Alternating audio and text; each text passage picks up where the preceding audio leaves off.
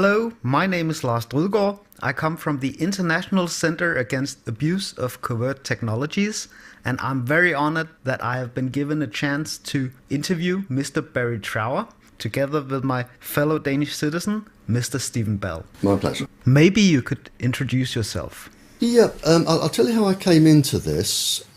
In the 1960s, very early 1960s, I trained with the government microwave warfare establishment.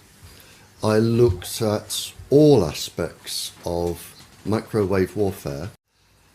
And when I finished my time in the military, because I had a lot of expertise in the microwave field,